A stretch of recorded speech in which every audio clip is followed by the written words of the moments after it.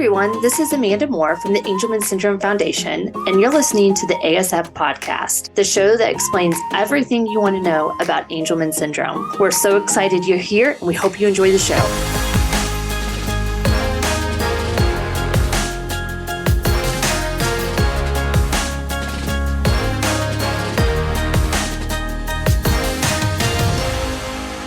Well, welcome everyone to the Angelman Syndrome Foundation podcast. I'm so excited to be here today with one of my favorite people. For those of you who do not know me, my name is Amanda Moore, and I have the honor and privilege of being the CEO of the Angelman Syndrome Foundation and your host today for the Angelman Syndrome podcast. But today we have a real rock star in our midst, and I am excited to welcome to the podcast my friend, Robin Wilkerson. Robin, how are you? I am great. Thank you. Awesome. Well, so I asked Robin to come on because, as some of you may know, 3 or 4 years ago when I started, it seems like I've been in this position for about 15 years, but it's only been about 3.5 years. We did a survey and we got an overwhelming response to that survey. About 1,000 families responded, which is pretty remarkable. And the biggest theme that came out of that survey was that the ASF and other organizations have really failed, in my opinion. I'm not putting words into their mouth. Those are words that I am saying, to really create programming, resources, and supports for those individuals living with Angelman syndrome who are adults now, and their caregivers, families, whoever are, supporting them. And so we took that information, we took everything that came from that survey, and we asked people to volunteer to be a part of an adult service task force. And I think probably, Robin, you might have been the first person that reached out, or that we reached out to and said, hey, I know this may be a big task, but how would you feel about chairing this task force? And with no hesitation, Robin said, absolutely, because this is something that's really important to me and my family. And I know it's something that's important to the community. So we're going to talk today about a little bit about Robin's story and about her beautiful daughter, Paige, and her family. We're going to talk a little bit about what's happening at the Angelman Syndrome Foundation and what we're working on, and just some other topics. So I'm going to start off and I'm going to stop talking and ask Robin, tell me a little bit about your family and Paige. Okay, briefly, we live in Oxford, Mississippi, and I am a PhD prepared nurse. And I'm retired from full-time being a professor of nursing, just doing a little bit on the side here and there now. My husband and I have been married for 42 years now. Oh, my goodness. You'll have to tell us your secret. Hard to believe, 42 years. And we have 3 children. We have a son who's 39, who's married and has our 2 grandchildren who are 4 and 4 months. And we have our middle son who is 30, I have to add this up, 35. And he is married and has our grandson who is 6. And then we have our daughter, Paige is going to be 29 in about 3 weeks. And she has the UPD, transmission of Angelman syndrome. She was diagnosed at age 5 with Angelman syndrome, because an early interventionist noticed that her mannerisms were similar to someone else she had taught who had Angelman syndrome. We'd been to 3 major medical centers in search of a diagnosis, and it was the early intervention teacher that got us pointed the correct way. So Paige has lived, and she went through the school system, graduated at 22 because of when her birthday is. And she moved into a 24/7 supervised living home that's about 10, 15 minutes from our house. And she lives with 3 housemates. They each have their own room. They live in a neighborhood in about a 2,200 square foot house. And they have 24/7 supervision. They go to day services from 9 to 3, Monday through Friday. And then they do all sorts of, community activities and day center type thing there. And then In the evenings and on the weekends and during the night, she's at her house, and they have 2 to 3 people, direct care providers there when they have the 4 housemates there. And then at night, someone stays awake all night.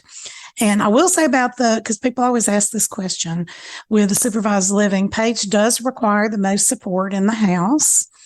Paige requires somebody to bathe her and brush her teeth, and she is toilet trained during the day, but she has to have someone help her wipe and pull up her pants. And so I say all that to say Paige requires a huge amount of support, but she is able to live independently with her direct service providers in her home in the community. So, which is amazing. And we're gonna have a whole podcast about housing options, because this is something that really varies state by state, right? Of like what the opportunities are, which is a challenge. So I'm curious. Huge challenge. How did you and Woody go through that decision-making process for you personally? Because it's very a personal decision for each family of what they're going to do. But how was that decision-making process for you when it came to choosing where she was going to go? Yeah. So I want to reiterate that statement, because this is very, very important to me, for people to be accepted no matter which decisions they choose to make for their adult children. And I think the most judging comes from our very own communities. So I think we all get judged within our community more than even society judges us for the decisions we make. So I think we really need to work on that as a Angelman community and as a community of individuals who have children with intellectual disabilities. But anyway, so I want to stress that I try not to judge anybody for the decisions they make.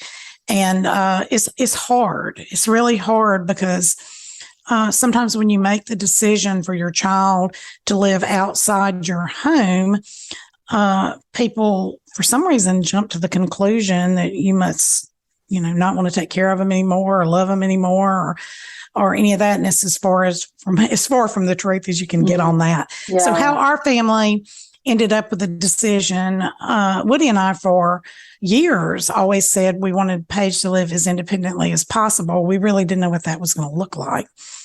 And we had been told here in Mississippi, when we'd ask about it when she became an adult, that what's going to happen long term, they said she'd have to be in what they called a 10 bed, which ended up being is a home that has 10 people living there. And they don't go to day services. And so thank goodness the Justice Department came into the state of Mississippi and said that's institutionalization. So a bunch of companies in Mississippi now are having residential living with the maximum of 4. You can't have more than 4 people live there. So we've got people with pretty significant needs of support and intellectual disability who are now able to live in neighborhoods with 24/7 support. So what happened with us was Paige's Day Center was started to open some houses, and so we knew they were coming open. And then honestly, mainly Drew, our middle son, but both our sons were expressing some concerns about what was going to happen long term. And thank goodness gave voice to that, because sometimes we find that for adult siblings, they have a hard time giving voice to what's going to happen long term. And there's a lot of assumptions on both parts of the adult sibling and the parents on what's going to happen. And so they gave voice to that and said, we're worried what's going to happen long term. And Woody and I, we're healthy, and we're at that point where I guess 60, early 60s. We could have taken care of Paige for a lot longer time. We could be taking care of her now at home all the time. But they were worried, what if something happened to us? And so we were worried. We don't want our sons, they're living their lives and they're raising their families. And all 3 of our children are important to us. Paige is no more nor less important than our 2 sons are. And so Woody and I looked at it as what's best for all three of our children in this situation. And so when we looked at it that way, the best thing for Paige was to live as independently as she could and to be transitioned while we were still alive and in good health to help her. Yeah. And that also helps our sons because nothing's going to happen to us and them have to make decisions that we need to be making for her, not them. And so there you go. That's how we ended up where we are. It's the hardest thing Woody and I have ever done in Paige's life. As you know, with even the short amount of time Jackson's been alive, you do a lot of hard stuff with our children. Yeah. And so it's been the hardest thing we've done. Paige has done beautifully. She's adjusted very well. Woody and I still honestly struggle sometimes, and I'll cry and say, we miss her, or we hope everything's going on. It takes so much trust. And so, but it's worth it. What we did, we know is the correct thing to do. And just because something's hard and sad and things like that doesn't mean it wasn't the right decision, So we love her. We didn't do it selfishly. We didn't do it for Woody and I. So we don't have any guilt. People think, oh, don't feel guilty. We don't feel guilty. We wouldn't have done it. Yeah. We'd still have her sitting here right next to me right now, because, the chronic sorrow and just think you don't know because your kids are little, but even when you're, like Ben and Drew, when they left home and went and got married and all that, we grieved and sad, and your children are grown. And, so we have someone who's nonverbal living in an independent situation, So anyway, that's the story. That's how it happened. And so far, nothing's perfect. It wasn't perfect here at home either. And she has people who love her, who know her, and if Woody and I drop dead tomorrow, there's a plan. Well, let's hope that doesn't happen. But the interesting thing is, as for several years now, the Adult Services Task Force has been talking about this idea of, what can we do as caregivers to be more prepared, to have more preparation for our adult children, or, our adult siblings who may assume this responsibility. And, there are a couple of resources that we've created to support some of that. Talking about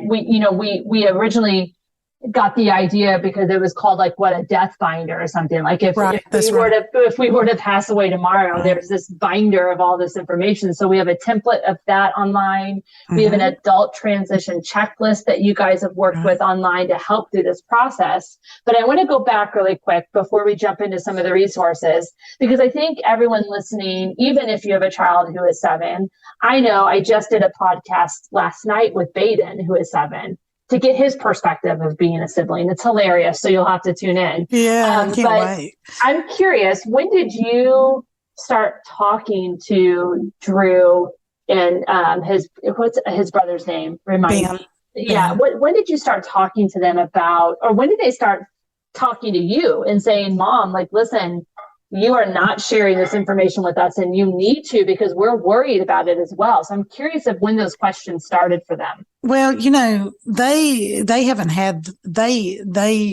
that information. So they never have had to really say what's going on and all that. They did. It's kind of been all along because, I've done several studies with siblings. So I told the siblings at the Sib Shop when we did it in August that it's important for siblings to be kept updated every age they are, because what we tend to do with siblings is Paige was diagnosed at 5 and her brothers were 11 and 15. So we gave them the information when they were that age about Angelman syndrome, right? Yeah. People think, oh, now they're 21. They have different questions than they had when they were 15. You're just going about your life. So it's really important to keep on, okay, this is where we are now. Like when my son started dating, I made sure they understood about the genetics of Angelman syndrome. I made sure our daughter-in-laws did, when they were getting ready to get married. Let me explain to you, because there's questions, they're afraid to ask. Yeah, so, for sure. Anyway, when it really started happening with Drew is my real verbal son, and Ben is more an introvert, and he doesn't ask questions as often as Drew does. But they really started, I'd say 5 or 6 years ago, really saying, so they were in their early 30s, late 20s, saying, what's the plan? And we had always said that the plan was not for Paige to live with them. They didn't even have that as an option because Woody and I didn't offer that as an option. That was not going to be what happened. We know we love Paige to her toenails, but we know what it does to relationships and how hard it is. And it just doesn't have to be that way. We have resources now, thank goodness, that we didn't want them to have to physically take care of Paige. They do know that their successor co-guardians, they know they're going to have to manage her care and her trust funds and all that. But anyway, I think it's a conversation you have to start having really in their teens on what the long-term plans are, because it becomes a family secret. Now, I will say with the comprehensive care binder, it's been really great because now we're doing all this with adult siblings, not just little siblings. Yeah. We've got adult sibling support now that they're having meetings. And Drew called me after one of them and said, hey, do you have all this stuff in one place? Because if you die tomorrow, I am out of luck. Yeah, I think that's why that binder is so right. So cool, right? I mean, it is one of the things, and it keeps you organized as a parent as well. Right. We could all use. Right now, I say, well, let me just tell you this. Everything you need is somewhere in my office. Right. So, just and know he's like, that's not the answer I need. Right, that's right. That's right. Because I think, it's natural for adult siblings if they know what's going on and, they have a relationship with the child, the adult with Angelman syndrome, and with the parents, they know, hey, people don't live forever, and right. So what's going on here? And I've heard so many, parents really struggling with this. Like I had one recently say, "I'm just scared to death. I'm going to die, and they're going to find my body 3 days later with my adult child with Angelman syndrome just wandering around the house or something." And I can't live with that personally. Yeah. That's something I can't, live with.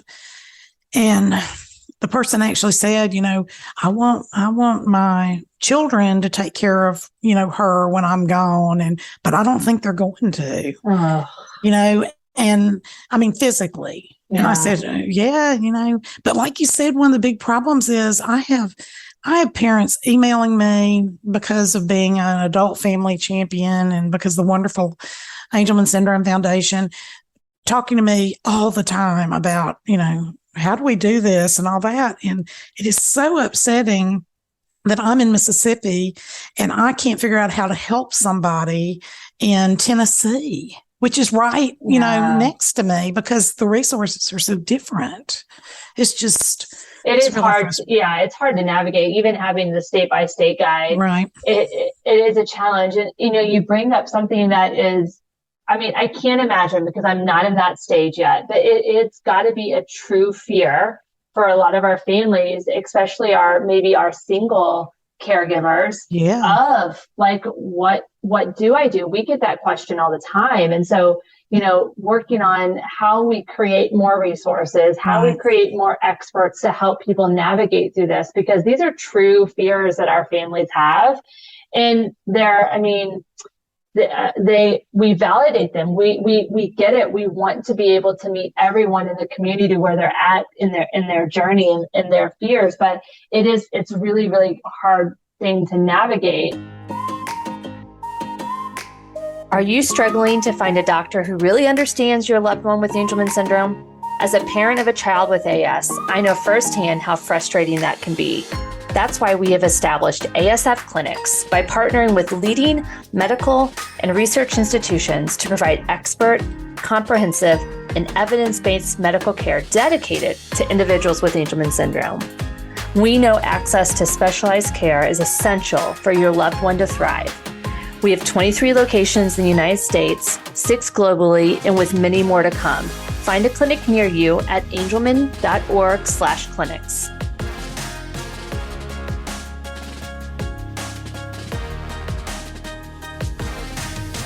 The one thing I wanted to ask you about, in Paige's long life, one of the things that comes up a lot with our adults is this idea of clinical care and how they're meeting with specialists in the time in their lives when they're getting older, they're dealing with, different issues that our younger kids, haven't, engaged with yet. In your opinion, because you have gone to an Angelman Syndrome Foundation clinic, you find value in it. Absolutely. And we're working really, really hard at the foundation to make sure that we have adult transitioning care plans and that our clinicians understand this. But what value have you found in, taking Paige to these clinics? So we took Paige, we go to the Vanderbilt Clinic, which is excellent. And we have a son who lives outside of Nashville. So that's the closest one to us here in Oxford, Mississippi, about 4 hours away. And we went to it years ago when it first started, and it was really, really new. And I'll be honest, my husband and I were like, we're not sure how beneficial that was. It was brand new there, and they didn't have any experience with adults right then. And so we said, okay, we're just going to sit on this for a little while. And then, all the stuff started coming up with AS clinics again. And I emailed them and said, what is there benefit? What do we need to do? And we had seen Dr. Kevin Haas, who's been involved with Angelman syndrome for a very long time. He's Paige's neurologist, and he could do pediatrics and adults. So that was really good. And we did the natural history study up there and all that. So we knew a lot of people up there. So we actually started back in December, and we went and saw Dr. Carson, and we got to see the nutritionist and the occupational therapist and the speech language pathologist. The physical therapist was on, not able to see us, but they actually did a video of Paige walking at the clinic and sent it to her, and she did an evaluation. But I'm going to tell you what we got out of that. We did the natural history study while we were there, because we've been part of that ever since it existed. Wow. And so we spent a lot of time with Dr. Carson, who was excellent. Paige, really, her seizures aren't an issue like they are for many people with Angelman syndrome. And thank goodness her tremoring while she has it is not severe. So we aren't having those two issues. But anyway, spent a lot of time with Dr. Carson, which was very beneficial, not only because he's really good, but he's a really nice person as well. Yes, he is. And then I'll tell you, it was unreal. The speech language pathologist, she was so good. And you start thinking, okay, they're really pediatric focused. What are they going to do with a 28-year-old? Yeah. And she said, you know what? We talked about Paige's history, and Paige had used AuGCom before that. And Paige had been off using her accent for 6 years because she didn't like it. And she said, why don't y'all give her another shot at it? Why don't you give her another time? She's in a different developmental period. And we said, this is not going to work. This is ridiculous, but you know what? They recommended it, so we're going to try it. And Paige is using that. We did a trial on AuGCom, and she will not put it down. She wears it across her chest. She uses it continuously, and it's because of the AS clinic. She would never have had that opportunity, Amanda. Never would Woody and I have said. When did you start that, Robin? When was that? How old was she? She started when she was 2 years old, and she used it until she was about 21 till we transitioned. And she never preferred it. She was good at it, but she didn't prefer it. She prefers to sign, and she has some vocalizations. But I guess she's in a different developmental period and decided, hey, this may work. Oh, I love that. She won't go anywhere without it. She now wears it on her. And of course, she immediately started using it again, just like she had never stopped. She started hitting the icon. I mean, just like she'd never stopped. I love that. That's amazing. And so we're now doing speech again. We've gotten speech therapists coming in her home to do some of the therapy in her residential situation. And so we got that out of the clinic. And the other thing we got that was really amazing was physical therapy, because they videoed her. And I was like, how useful is this going to be? Right. And we had a conversation and she did it. And she recommended a couple of things, one, which was aquatic therapy. And we had done that years ago with Paige. And so she said, I really, really, really think you should try this. So I dug in and found some resources, and Paige is now swimming once a week, and it has made a huge difference in her life. And so I don't even have the seizure issue and the tremoring issue where it would really help to go to an AS clinic. Yeah. We were helped by, this is so sad to me because I'm supposed to be educated and involved parent and all that, but I didn't give our daughter the opportunity to try a speech device and aquatic therapy, but it takes somebody like that who's got the big picture that can say, look, it might be worth another try. Just try it. And anyway, I can't say enough good things. We're going back next month for our yearly visit. And I'm just excited what we're going to learn, something new with it. So. Well, I would say too, you made the comment about we didn't know we should do this, or we didn't know we needed to do aquatics therapy. But I think the one thing that I'm hoping that everyone that's listening to this, especially those who have walked this journey much longer than I have, and others like us, is that, I don't know how to adequately express gratitude for what you as a parent and so many like you have walked before us to allow us to know now that, yes, aquatics therapy is great early on, right? We know this early on. Or yes, AAC, we have kids doing AAC at, 1-2 years old or whatever it may be. The journey that you all have walked before us to get us where we are today, not only with the resources, with the clinical support, but the research and everything that's happening in the clinical trial space. I think it's really important for the community to understand that was on the backs of parents like you who have had to figure this out on their own. And I think that's why we at the foundation, including you, because you're a part of this, feel incredibly passionate about how can we relieve some of that pressure and that stress from what you guys have been doing for the last, 20, 30 years of paving the journey for us the hard way, to where we can, have a little bit more, have a lot more knowledge. And so, we only have a few more minutes left, but as I want you to kind of put your task, head of the adult services task force hat on, what, from the task force perspective, what are the things that you guys are working on now? What are we, from the task force and the foundation perspective, what are the things that we're hoping to accomplish in the coming years to support, those living with Angelman syndrome who are adults and their caretakers? Okay. So one, I want to encourage everybody to go to the adult resources side of the Angelman Syndrome Foundation. It is unreal. I'm not bragging because I've got a wonderful task force, but it is pretty amazing what we've done in the short period of time as far as resource documents. So really look at that. And if you have adult siblings, please get them involved because it makes a huge difference. And all that information is on the page. As far as what we're doing Angel Guardian meetings every other month. Dr. Carson, as we're well aware, is soon going to do a session right tomorrow. But we're also going to have him on soon, just taking general questions from adults, parents who have adults. But what we're working on this year are two really exciting things. One is we're working on an Angelman Syndrome caregiver respite training project. Yes. Where this.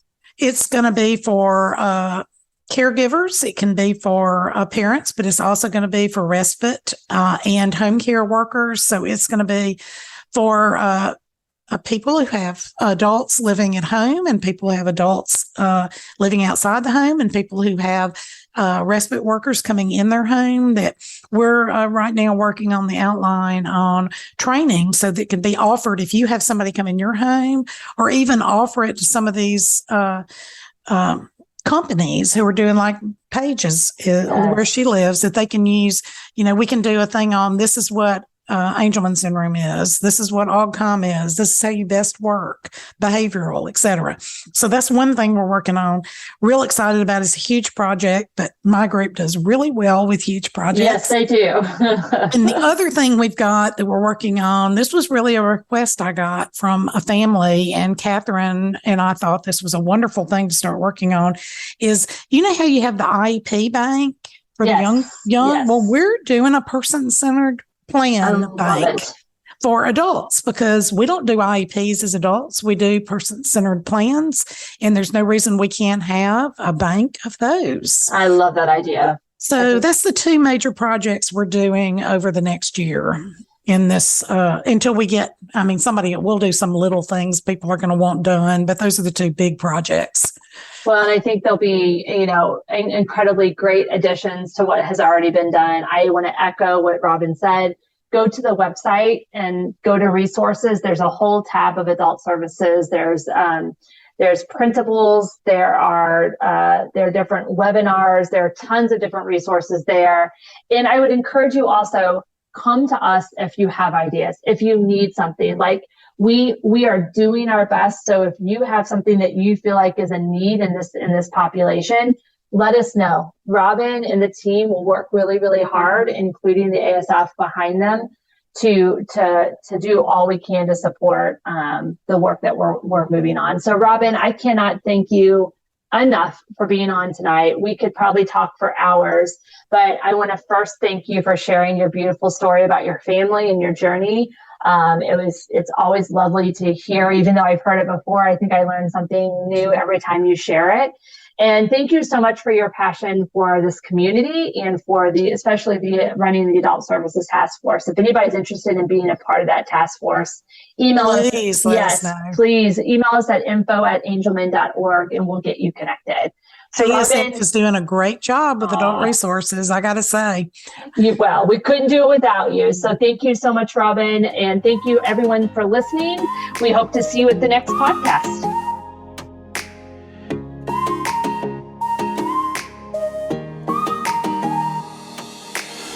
Thanks for listening to the ASF podcast. If you enjoyed this episode and would like to support us, please share it with others, post about it on social media, or leave a rating or review. And please don't forget to subscribe.